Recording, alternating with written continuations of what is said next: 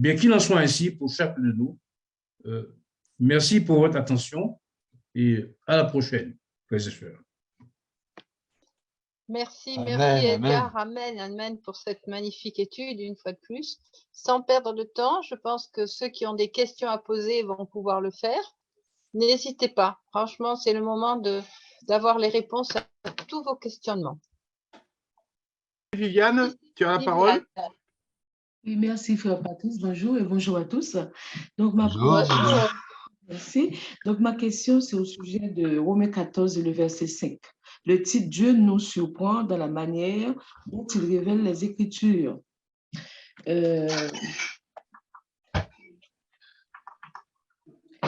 Donc, tel fait une distinction entre les jours, tel autre les estime tous égaux, que chacun ait en son esprit une pleine conviction. Comment on peut comprendre ce verset? Et ensuite, je parle aussi la surparole des prophètes dans manuscrit 59. Montre la part qu'il prend dans les scènes finales du grand conflit avec Satan. On parle ici des jugements qui concernent les vivants ou pas? L'Église de Dieu et le monde? Oui. Alors, pour répondre à la première question sur tel fait une distinction entre les jours, je me souviens que aux États-Unis, c'était en 2011, l'Église adventiste aux États-Unis était tellement, je veux dire, découragée par le peu de succès qu'elle avait dans la prédication de ce message, le message du troisième ange, et de l'énorme population qu'il y avait dans les églises protestantes, a fait appel, oui, c'est sur le net, a fait appel à un pasteur protestant, T.D. Jakes, pour qu'il leur explique la manière dont il fallait évangéliser. Alors, la chose a fait un tel tabac que, autant que je sache, l'Église a renoncé à ce projet. Mais ce qu'il y a de cocasse, et le mot n'est peut-être pas le bon, mais nous l'acceptons, c'est que une semaine avant, cet homme, T.D. Jakes en anglais, se moquait des adventistes en disant, voyez, ils ne font le sabbat, ils ne glorifient Dieu qu'un seul jour. Mais nous le faisons tous les jours. Et il avait sa main dans les poches et il venait sur l'estrade, une estrade énorme, et il disait, ah, nous faisons le lundi, le mardi, le mercredi, le jeudi, le vendredi. Et voilà qu'ils font un seul jour. Donc, tout ça pour dire quoi? Dieu considère les situations, il les sait d'avance, et il met les paroles dans la bouche de ses prophètes ou de son apôtre pour expliquer une situation. Quand vous allez prêcher l'évangile, le sabbat à des baptistes protestants et autres protestants, qu'est-ce qu'ils vous disent? Ne disent-ils pas les mêmes choses? Vous faites un seul jour, mais nous faisons tous les jours. Et donc, ils ne font pas de distinction entre les jours. Par contre, ceux qui observent le sabbat de l'Éternel savent que Dieu a demandé de travailler en 6 jours, mais de mettre le 6e à part. Le 7e, autant pour moi, à Dieu ne plaise, merci, de mettre le 7e à part et de le considérer comme étant le jour de Jéhovah Dieu. Eh bien, exactement cela, c'est ça. Mais le jour viendra où, lorsque le moment sera venu, et c'est le sens de ta dernière question, lorsque tous les hommes seront devant l'obligation de choisir entre le sabbat et le dimanche, eh bien, il ne faudra pas à ce moment-là faire de distinction entre les jours. En tout cas, il faudra faire une distinction entre les jours et considérer le sabbat comme étant le jour de l'Éternel. Et tous ceux qui n'observeront pas ce jour-là, tous ceux qui n'opteront pas pour le sabbat de Jéhovah Dieu, pour se joindre aux siens, comme dit Ésaïe 56, j'aime bien ce texte, aux siens déjà rassemblés, eh bien, ils subiront les 7 plaies et ils ne seront pas parmi ceux qui seront, je veux dire, qui feront partie de la première résurrection, puisqu'ils seront dans le cadre des méchants. Donc, voilà un petit peu ce que l'apôtre Paul dit, et c'est exactement la situation que nous connaissons aujourd'hui lorsque nous allons présenter l'évangile, je veux dire, aux païens, et même lorsqu'ils reconnaissent le sabbat comme étant le jour de Dieu, le 7e jour qu'il a mis à part et sanctifié, eh bien, ils ne le choisissent pas, Et c'est une réalité qui découle sur ta question suivante, pardon.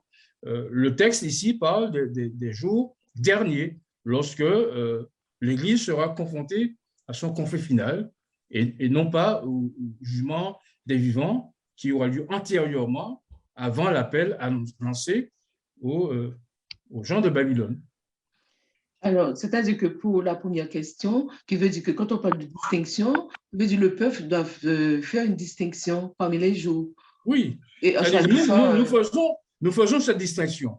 Et parce que nous estimons que le lundi n'est pas égal au sabbat, le mardi n'est pas égal au sabbat, nous mettons le sabbat à part et nous observons Dieu ce jour-là de manière particulière. Ce qui, bien sûr, évidemment, n'exclut pas le fait que nous prions Dieu, que nous louons Dieu le lundi, du dimanche jusqu'au vendredi. Mais nous mettons le sabbat à part. Voilà.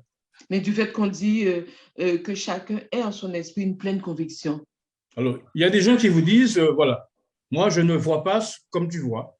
Moi, je reste persuadé qu'on peut faire Dieu n'importe quel jour. Donc, c'est la fameuse déclaration, tout ce qui n'est pas le fruit d'une conviction est un péché. Mais vous savez, Dieu est dans le cœur, il sait qui dit vrai, qui est convaincu ou pas. C'est comme aujourd'hui, nous parlons de ces choses-là. Bien, certaines personnes peuvent en être convaincues, d'autres, finalement, peuvent ne pas en être convaincus. D'autres peuvent voir, mais je veux dire, par peur des autres, ils vont dire, bon, je ne vois pas. Mais Dieu sait, finalement, au fond de nous, ceux qui voient, ceux qui, finalement, se cachent derrière ces déclarations pour dire que je n'accepte pas. Voilà ce que Dieu veut dire. Alors, qui veut dire nous qui croyons que le sabbat, c'est le jour que Dieu a mis à part. Donc, c'est pourquoi nous pouvons dire que nous devons leur parler d'Ésaïe 8, verset 20, à la loi et au témoignage pour qu'ils puissent comprendre que le sabbat a toute son importance. Absolument. D'accord. OK, bon, écoute, merci beaucoup. Même malgré cela, ils peuvent ne pas être convaincus, mais ça peut être un jeu aussi. Bon, d'accord. Bien. Merci. Donc, au téléphone qui finit par 027, à la parole. Bonjour, frère. Bonjour, monsieur. Ah, c'est Marie. Bonjour, Marie. Oui, dans le King James Version, chapitre 3, Dieu a parlé pour la terre. Il a partagé la terre. Est-ce que, à ce moment, avec la terre dévastée, est-ce que les diligents vont construire? Je n'ai pas entendu la première partie de la question. Oui, dans le You can speak English, I will translate. You can speak English, I will translate. Go ahead. I'm reading from chapter 3, verse 2. Which chapter? Which book? I will also gather all Jerusalem and will bring them down into the valley of Josaphat. And I will plead with them there for my people and for my heritage Israel, whom they have scattered among the nations and parted my land. C'est les précieux. Parted my land, c'est partager la terre. Oui, c'est exactement ce que Dieu dit. Alors, Dieu est assez particulier. Alors, je reprends, excusez-moi, la sœur lisait Joël 3, verset 2, où il est dit finalement que les nations avaient partagé son pays. Alors, d'aucuns diront que, eh bien, c'est pas grave, Dieu a envoyé Israël en captivité, c'est pas grave, mais voyez que dans ce texte, Dieu qui va s'en prendre aux nations qui se sont partagées son pays. C'est-à-dire, en clair, Dieu finalement accorde un temps d'exil, mais ça ne veut pas dire que les nations doivent en profiter pour abuser de son peuple. Donc Dieu finalement va s'en prendre aux nations et vous allez remarquer que dans Joël 3, verset 2, Joël 3, verset 2 fait partie du même contexte de Joël 2, 28, où il est parlé de la pluie qui sera arrivée. Mais juste avant ça, au verset 32 de Joël 2, il est dit mais le salut sera sur la montagne de Sion et parmi les réchappés que l'Éternel appellera. Donc, Dieu dit que, dans ce contexte-là, lorsque le moment sera venu pour que le salut soit prêché sur la montagne de Sion, Dieu va s'en prendre aux nations qui auront partagé son pays. Là encore, on montre bien qu'on n'est pas dans le spirituel, on est dans le physique, on est dans le réel. Et comme dirait, je crois que c'est la page 693 de la tragédie, tout ce qui n'est pas un symbole doit être clairement accepté comme tel. Voilà. Là où il n'y a pas le symbole, voilà le texte. Là où il n'y a pas le symbole, il faut donner au texte le sens le plus évident. Donc, le sens le plus évident que la terre, c'est la terre. Il faut donc comprendre que Dieu va être, comme dirait, je crois que c'est dans Joël, Ézéchiel 39, et que la fumée lui montrera au nez. C'est quelque chose lorsque le peuple de Dieu sera persécuté. Et il va tout faire pour protéger ces personnes qui habitent en paix dans son pays.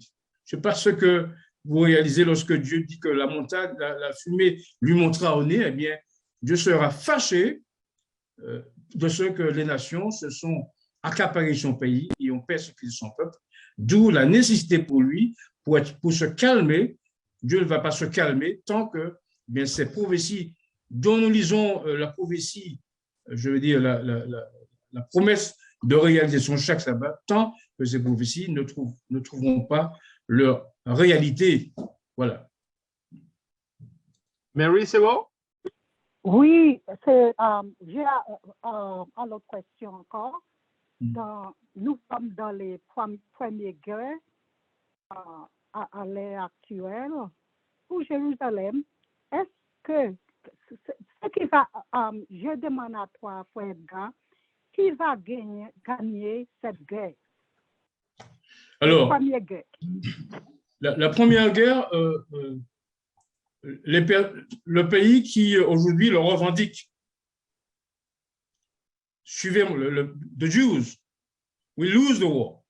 C'est marqué dans la Bible, ceux qui revendiquent la Palestine aujourd'hui, qui revendiquent Jérusalem, comme dit le texte, ils la perdront, puisque le texte dit que la ville sera prise. Donc, si la ville sera prise, c'est qu'elle sera tombée. Ils ne gagneront pas. Mais ce que Dieu va faire, c'est qu'il va revenir à la charge, il va finalement combattre les nations qui auront vaincu Jérusalem. Et cette fois, il y aura donc cette situation où Dieu va intervenir et ces nations vont s'entretuer elles-mêmes. Mais dans ce premier conflit, eh bien, Dieu voit qu'il y a de justes personnes dans le pays et il va donc les épargner et il va permettre que ces personnes, par la suite, se joindront à la maison de Juda, se joindront aux 144 000. Comme il a dit dans Ésaïe 58, verset 6, le Seigneur l'Éternel parle, lui qui rassemble les exilés d'Israël, je réunirai d'autres peuples aux siens déjà rassemblés. Voilà le projet de Dieu. Ouais. Est-ce que c'est avant 1000 ans? Non, ça c'est avant les 1000 ans, ça c'est avant qu'ils ne reviennent, puisqu'il ne va pas ajouter d'autres personnes après les 1000 ans. Tous les saints, je veux dire ressuscités, justes et justes vivants, seront déjà rassemblés. Ça c'est avant les 1000 ans. Thank you, brother. D'accord. OK. Alors, à Viviane. Merci, frère Patrice. Donc, j'ai deux questions. C'est au sujet de Iran Henson. Iran Henson, à propos de la guerre de Jérusalem, ses écrits, mais c'est la première fois que j'ai entendu parler de ce nom. Ces écrits ne sont pas écrits dans les écrits d'Ellen White ou dans les écrits de Frère Victor Outef. Oui, alors. Et ensuite, la deuxième, c'est la maison de Juda dans le conflit, dans Zacharie 10, 1, 3 et aussi Zacharie 12, 6. Donc, je voulais savoir, c'est quelle période? Est-ce que c'est la période où le message de frère, comment je vais dire ça? Le message de frère Victor Outef ou c'est au moment avant la purification de l'Église? Alors, C'est des questions. il faut comprendre une chose, c'est que Dieu donne des révélations, des morceaux de vérité à chacun. Alors, si les bergers d'Israël s'occupaient de leurs brebis, comme il convient, eh bien, nous aurions su que Hiram Edson a été le premier à avoir la vision. Mais comme les choses du sanctuaire et celles qui sont afférentes à la marque de la bête sont écartées de l'enseignement du fait de notre appartenance à la fédération protestante, on va écarter tout ce qui se réfère à ces sujets-là. Voilà. Mais dans le passé, eh bien, les adventistes savaient, les adventistes qui prenaient 2 ans avant d'être baptisés, qui étaient convenablement nourris, savaient qu'au lendemain de 1844, Hiram Edson, alors qu'il traversait un champ de maïs, a reçu la vision du sanctuaire. Alors, vous n'allez pas voir ces écrits dans les écrits de la sœur White ou dans d'autres ouvrages, parce que, bien évidemment, même si ces personnes ont reçu quelque inspiration de la part de Dieu, ils ne sont pas considérés comme étant inspirés au même titre, au même titre que Ellen White, au même titre que John et Waggoner, au même titre qu'Artef. Donc, ils font partie finalement des collaborateurs, mais on trouve dans leurs écrits des sources, des mines d'informations. Et ces mines d'informations sont intéressantes parce qu'elles nous permettent de comprendre ce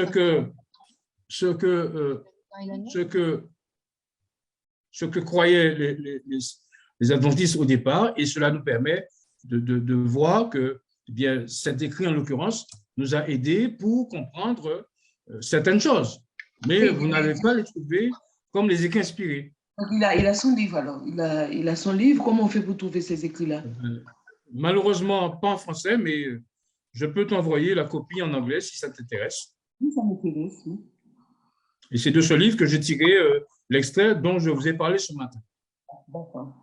Alors, ceux qui lisent l'anglais, qui sont intéressés par l'histoire de nos pères, eh bien, je mets ce livre aussi à leur disposition. Alors, bien sûr, ce n'est pas l'inspiration, mais il y a des choses intéressantes qui nous permettent de comprendre les événements au fur et à mesure où ils arrivent en ce qui a trait à la révélation.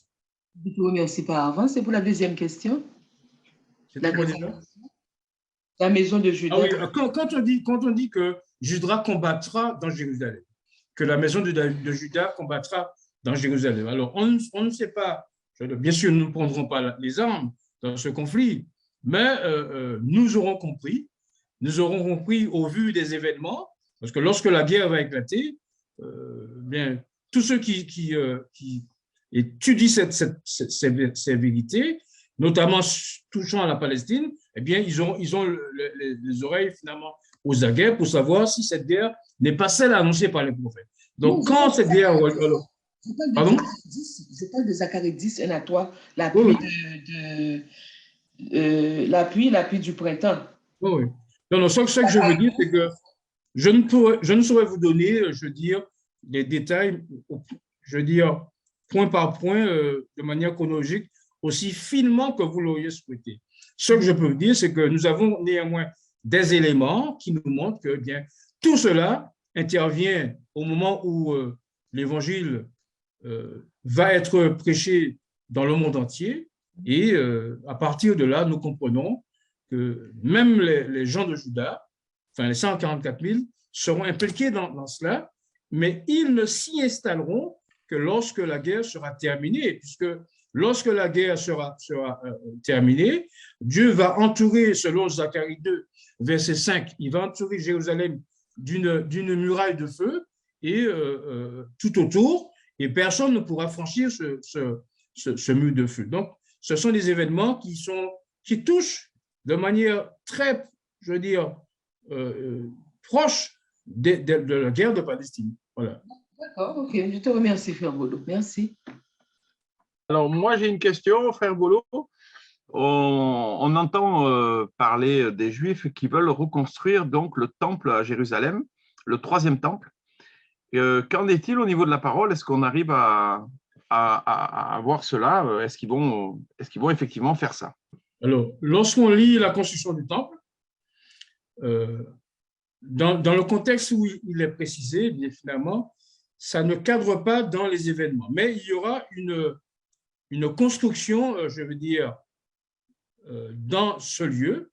Puisqu'on vient de lire dans Ésaïe 60, verset 13, que Dieu va glorifier le lieu de son sanctuaire.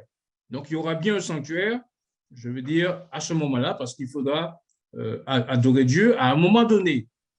Ce qui montre que ce texte ne peut pas correspondre au millénium, puisque Jean n'a pas vu de temple dans le millénium. Je veux dire, après les 1000 ans. Donc, tout ce que je peux donner comme information, c'est qu'il y aura un sanctuaire. Bon, s'agit-il de celui-ci ou de celui-là? Finalement, on est dans l'expectative. Par contre, ce que je peux vous donner comme information, c'est que aujourd'hui, les Juifs les Juifs ne voient pas le Messie comme étant celui qui est mort sur la croix il y a plus de 2000 ans. Mais il y a une chose qui est certaine, c'est qu'ils participeront à la proclamation du Grand Prix et ils donneront un concours à la prédication du message du troisième ange, comme Daniel va nous le lire dans le livre Évangélisé, page 519.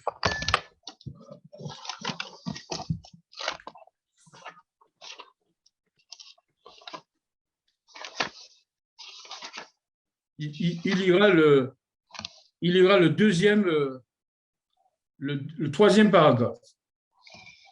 Il y aura beaucoup de convertis parmi les Juifs, et ces convertis prêteront leur concours pour préparer la voie du Seigneur, pour aplanir dans les lieux arides une route pour notre Dieu. Les Juifs convertis auront un rôle important à jouer lors des grands préparatifs qui doivent être faits dans l'avenir pour accueillir le Christ, notre Prince. Une nation naîtra en un jour. Comment? Par des hommes que Dieu a choisis comme devant se convertir à la vérité. On verra d'abord l'herbe, puis l'épi, puis le grain tout formé dans l'épi. Marc 4, verset 28. Les prédictions de la prophétie s'accompliront. Évangélisé, page 519. Donc, c'est tout ce que nous pouvons donner pour l'instant, montrant que les Juifs qui aujourd'hui attendent le Messie, eh bien, seront convertis. Non seulement ils seront convertis, mais ils vont donner leur concours à la prédication de l'Évangile du troisième ange, ce qui, bien évidemment, est en accord avec Ésaïe 66, versets 19 à 21, puisque après avoir présenté les rescapés, les 144 000, comme prêchant le message dans le monde entier, il est dit au verset 21 d'Ésaïe 66, « Je prendrai aussi parmi eux, c'est-à-dire parmi les personnes qui seront qui seront ramenées, je prendrai parmi eux des sacrificateurs et des Lévites. » Les 144 000 sont appelés, selon Ésaïe 61, verset 6, les sacrificateurs et les Lévites. Et là, on voit que bien, les Juifs participeront à l'aide pour prêcher l'Évangile à toutes les nations. Donc, le temple sera peut-être le départ de la guerre, peut-être à Jérusalem, mais il ne va faire que commencer, il ne sera jamais abouti. Oui. En tout cas, une chose certaine, c'est qu'il y aura un sanctuaire, et ce sanctuaire, finalement, la construction est prédite dans les chapitres 48, d'Ézéchiel, et aussi dans les derniers chapitres d'Ézéchiel. Mais la différence, c'est qu'il n'y aura pas de sacrifice, puisque Jésus est déjà venu mourir pour nous. OK. Musonda. Oui, merci beaucoup pour la parole. Bonjour, ancien Polo, bonjour à tous. Bonjour, mon frère. Bonjour. Merci. Ma première question, j'ai 4 questions. La première question est de savoir, est-ce qu'il y a une relation